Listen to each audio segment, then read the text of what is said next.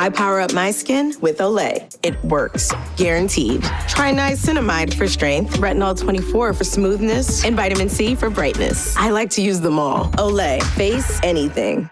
Okay, everyone, our mission is complete balanced nutrition. Together, we support immune function, supply fuel for immune cells, and sustain tissue health. Ensure with 25 vitamins and minerals, and Ensure Complete with 30 grams of protein.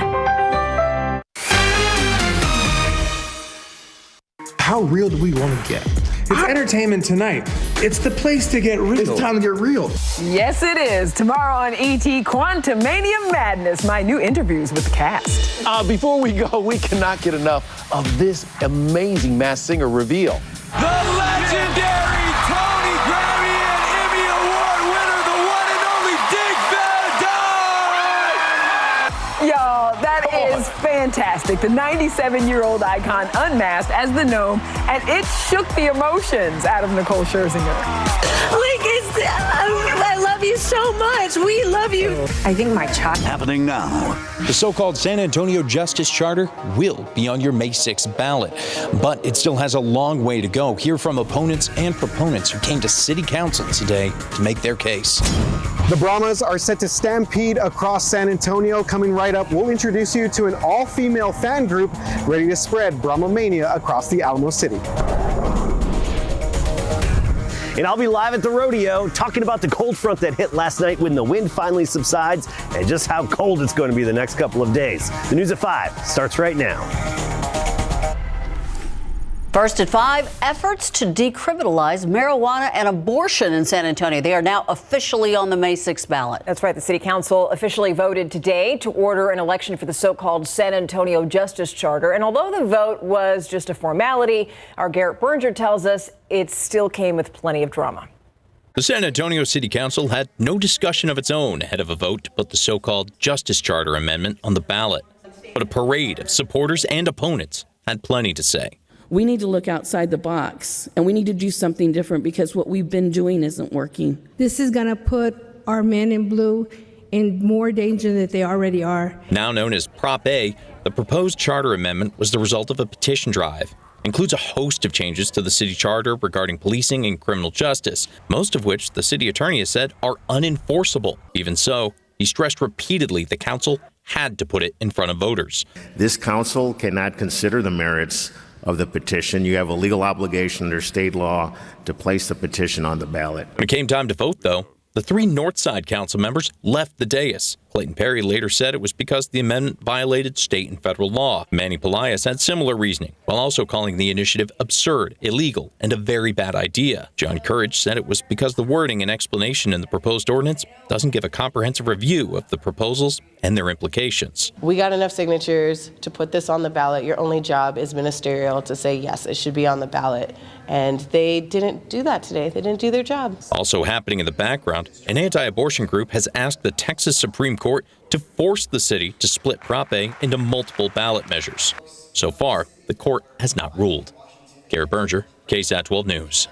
Now, staying with council news, San Antonio Councilman Clayton Perry also had a big announcement today, and that is that he's not going to be running for a final term as District 10 representative. And being that tomorrow is the final day that candidates can file in time for the May 6th election, it's unclear who's going to represent District 10 next. Now, Perry's future with City Council came under doubt after his DWI charge from November of last year. Many council members confirmed that they urged him not to run. In a statement, Perry said in part, quote, "I feel the time has come for me to step aside and continue to ensure my neighbors are the priority. Anything less could be a distraction from the work that still needs to be done to move District 10 forward," end quote. An update now on the woman killed while crossing Jones-Maltzberger on Tuesday. She's now been identified as 65-year-old Frances Carriaga. San Antonio police say that a man suspected of driving drunk hit both Carriaga and her dog. And even though she was not using a crosswalk, the driver will likely now face intoxication charges. We are learning more about the man who opened fire at Michigan State University this week, killing 3 people and leaving 5 others fighting for their lives. Authorities confirming 43-year-old Anthony McCrae took his own life. They found him with 50 rounds of loose ammunition, 8 magazines, 2 handguns, and a 2-page note with a list of different locations. That was the note that indicated where he was going to visit, and also kind of gave an indication of why he maybe a motive, but nothing that we can actually confirm just yet. Of the 5 injured students, 1 was upgraded to stable condition today. The 4 others, though, are still in critical condition. The offices at Michigan State University are open, but classes will not resume until Monday. Now to Washington, D.C., where President Joe Biden is talking about the high-altitude objects that the U.S. military recently shot down over U.S. and Canadian airspace. As ABC's Justin Finch explains, the objects are likely unrelated. Leaving his annual medical exam, President Biden asked about the 3 unidentified objects shot down by military fighter jets last weekend, along with that Chinese surveillance balloon downed almost 2 weeks ago in South Carolina. I want to be clear. We don't have any evidence that there has been a sudden increase in the number of objects in the sky. We're now just seeing more of them, partially because the steps we've taken to increase our radar. The size of it, it's just so slow and so small and you can't see it. That cockpit audio verified by the Air Force of F-16 fighter pilots tracking down the latest high-flying object before shooting it down with a missile over Lake Huron, Michigan, Sunday. That takedown following another over Canada's Yukon territory the day before, and 1 more off the Alaskan coast the day before that. We don't yet know exactly what these 3 objects were, but nothing right now suggests they were related to China's spy balloon program or that they were surveillance vehicles from any other country. Those incidents all coming after the U.S. shot down that Chinese spy balloon in waters off South Carolina February 4th. I make no apologies for taking down that balloon. In recent days, search crews have recovered critical fragments of that spy balloon's payload, which includes technical equipment and antennas. But extreme conditions are hindering efforts to recover debris from those other 3 objects. Justin Finch, ABC News, Washington. Happening in less than 2 hours, it'll be Texas Governor Greg Abbott's turn in front of the cameras. He's going to deliver his State of the State address. And during that talk, he's expected to give an update on his priorities for the 88th legislative session and also to honor Texans across the state. Now, you can stream this. You can watch this live on our website, KSAT.com, and that's going to start tonight at 7 p.m. We've got a lot of cars, a lot of trucks on the road in between all of the traffic, though. We've got this issue. Which ones, especially the ones in this traffic jam right now, have top ratings? It's a lot to think about, especially when it comes to safety features. Yeah, we're going to break down the list a little bit later on in the show, but there was a live look at 535 at Loop 410. You could see it was really bumper-to-bumper traffic there. Maybe it could be these people wanted to go to the rodeo. A lot of traffic trying to get into that area. Our Adam Caskey is over there right now and joined. Ooh, like the hat. Very nice. Thank you. Yeah, and you know when I come here, I like to go to the barns. Sometimes I like to come straight to the barns, chat with the folks, chat with the kids, talk about what they've learned, raising their various animals. Of course, we have heifers here, right, heifers? Yeah, they always laugh at the city boy because, what are these called again? Can I pet, can I touch? Yeah. And we're going to talk more about, what these kids have learned a little bit and show you some of the beautiful heifers here, about 1.5 years old. But I want to talk temperatures. We came inside, it's cool out there and windy. We've been dealing with the wind.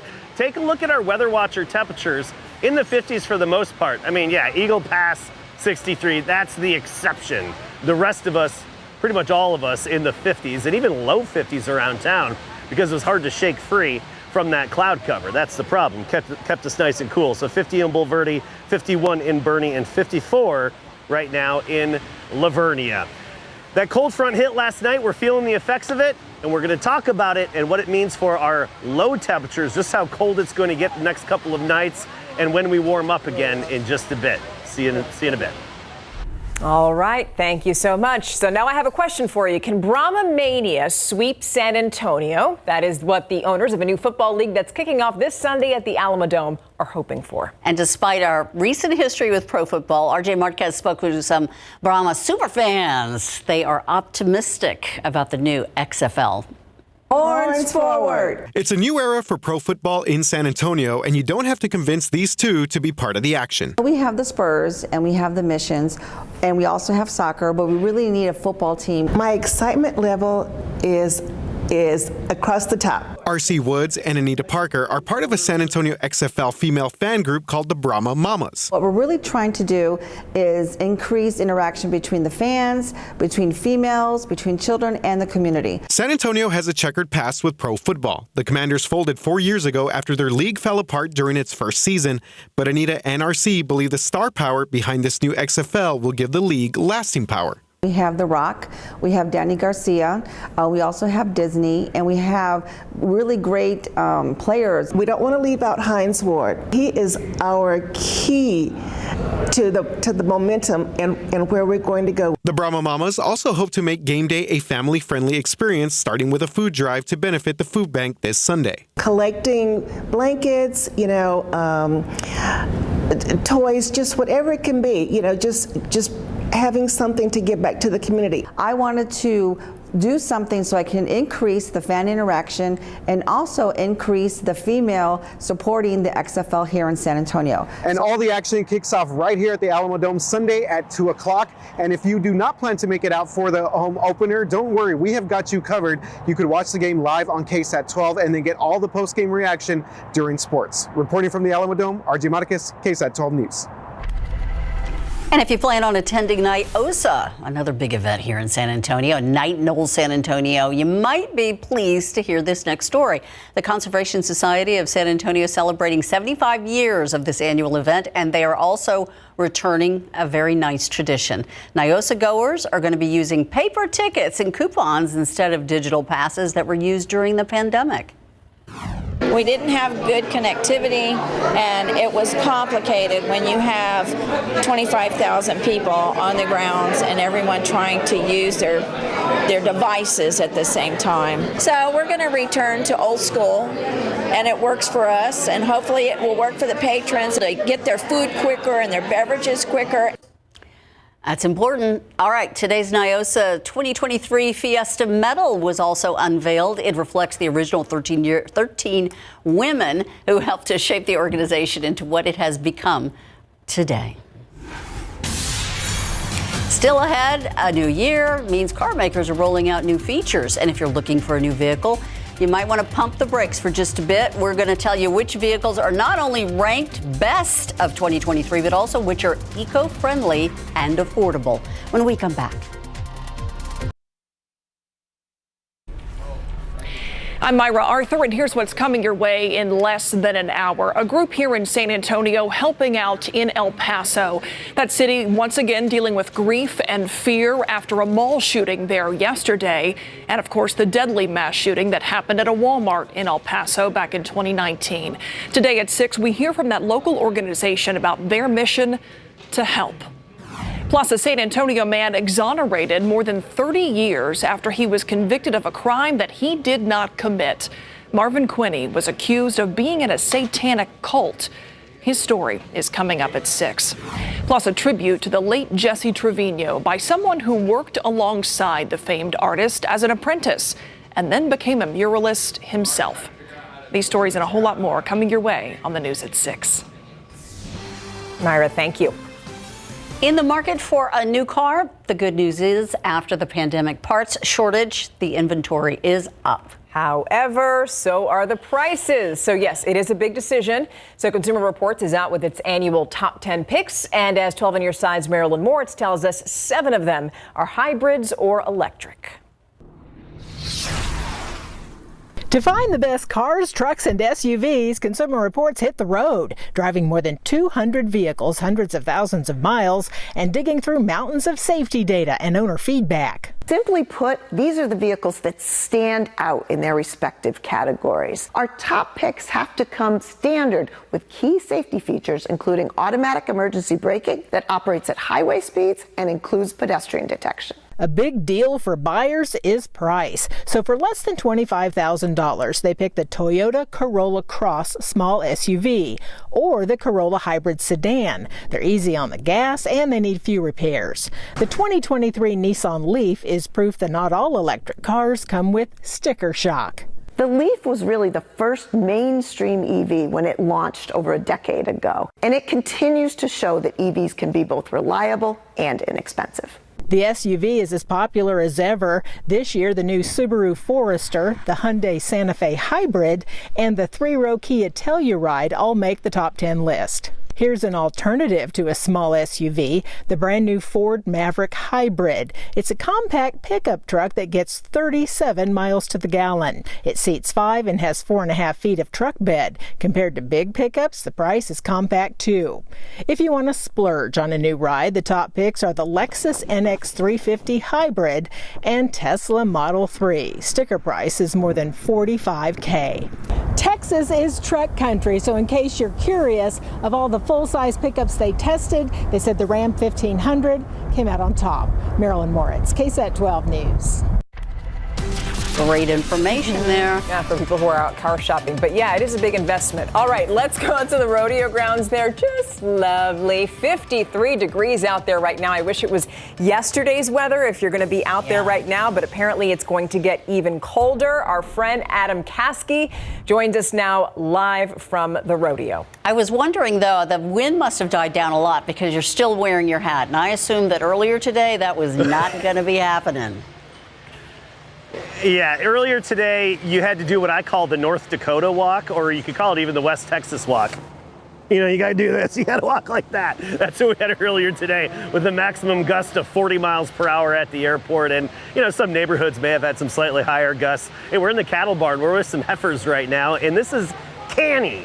And Canny comes to us from Amarillo. And Callan, how old are you? 11-year-old Callan has been raising Canny. Canny's about 1.5, and I just love the beautiful color here on Canny. And apparently Canny has quite the personality and likes to pull around Callan and definitely test her limitations with him. Now, speaking of Amarillo, let's take a look at the current temperatures here. And Amarillo, 30 degrees right now. I bet you're happy to be in San Antonio, and I bet Canny's pretty happy to be here compared to Amarillo. 30 degrees up in Amarillo. We're 50 degrees here in San Antonio, and we've got some 40s in between. You can tell a cold front moved through, and it's not rodeo season without a cold front and some gusty winds. Look at those winds. Still gusting between 20 and 30 miles per hour. We're feeling it all across the state. It's subsiding a little bit, but it's still going to be breezy through this evening and into the night. Let's get you ready for this evening, taking a look at the forecast. Temperature's falling off, and it's going to be a noticeable drop. You know, if you can be outside with just long sleeves right now, I'd say later on you may want the jacket as well. I've actually have both on in preparation for that. By 8 o'clock at 50, 10 o'clock, we're down to 45 with some partial clearing. Check this out. Tomorrow morning, we've got temperatures down near freezing.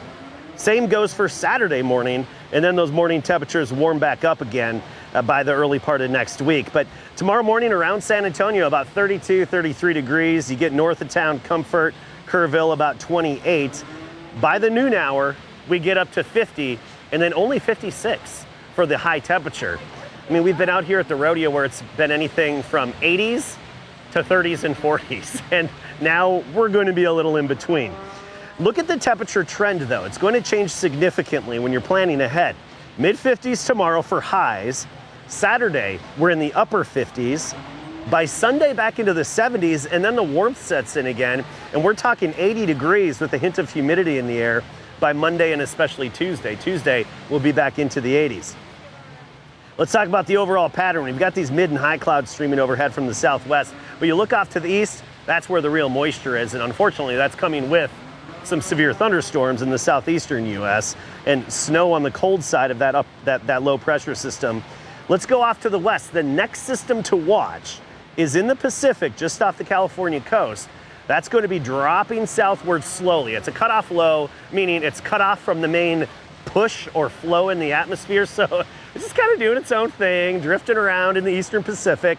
But a kicker system is going to pick it up and move it really close to us and clip us by next Tuesday night. That gives us a chance of a few showers, but unfortunately, most of the energy is going to be to the north of us. So you look a lot of sunshine next several days, and that only hope of rain is about 20% next Tuesday night with that next kicker system. Okay, cattle barn now. We're going to wander around, find some other nice places to go. I love chatting with the kids, hearing their stories and what they learn from all their cattle and all their animals. Callan, high five, buddy. Good luck tomorrow in showing. Good luck. See you at 6 with a lot more to show and a lot more fun. Thank you, Adam. It is a lot of fun. I used to do that when I was a kid. Yeah, it's a lot of work. I mean, those kids work really hard, so good for them. All right, you know who's tired? Yeah. Pop. He is. He's saying no mas. Yes, we he's got to tired, win. tired of the excuses, tired of saying this is a young team, they're going to get better, they're a young team. Yeah, Pop's over that. Spurs have lost 14 straight games, and Pop finally showed his frustration last night. And the Houston Astros reported to spring training. Coming up.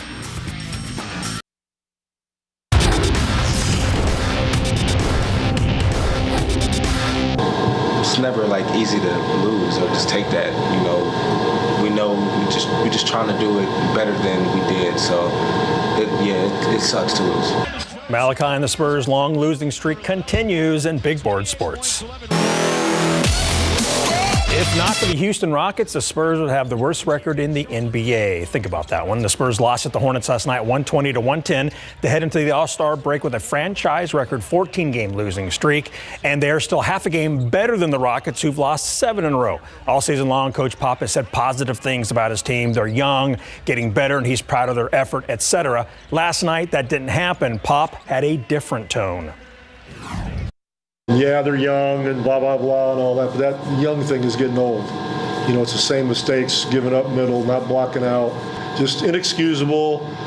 Youth's got nothing to do with it. At some point, you have to take pride in what you're doing execution-wise and competitively, and that starts with defense. And we really suck. So that's on me. When I think we're starting to improve on it, then we go back 2 steps. So that's something I'm going to have to think about, figure out how I'm going to be able to motivate them better, to make them understand that they have to take pride in that. But we have no one on the basketball team who sets the example for anybody else at the defensive end. Hopefully those words will motivate the guys. Due to the NBA All-Star break, the Spurs won't play again until February 23rd at the Dallas Mavericks. The Houston Astros held their first official spring training workout for pitchers and catchers today in West Palm Beach, Florida. Last week, the reigning World Series champ signed pitcher Cristian Javier to a long-term deal. New general manager Dana Brown says that's important. It's very important to the franchise to keep good players in-house. I think it's very important. And if we can continue to do that, I think it's going to sustain long-term winning. The first official workout for the entire squad is scheduled for next Tuesday, the 21st, and coming up at 6 o'clock, we'll hear from the Texas Rangers. Okay, awesome. Thank you, Larry. Yep. We'll be right back. If you are headed home, then you got to go up 281. This is what you're looking at. A big traffic jam. Yeah, that's right. It's supposed to be, 3-4 lanes of traffic there. And now we know that 2 lanes are blocked. There was an accident there, which you could see in the grassy median, but we don't know when the situation's going to get better. So you're better off finding an alternate route, maybe taking some back roads or something to go home, because this doesn't look like it's going to get better anytime soon. And of course, it looks like the traffic southbound is stopping just to take a look. So major problems here, but thank you for watching the News at 5 with us. World News is next. We'll see you at 6.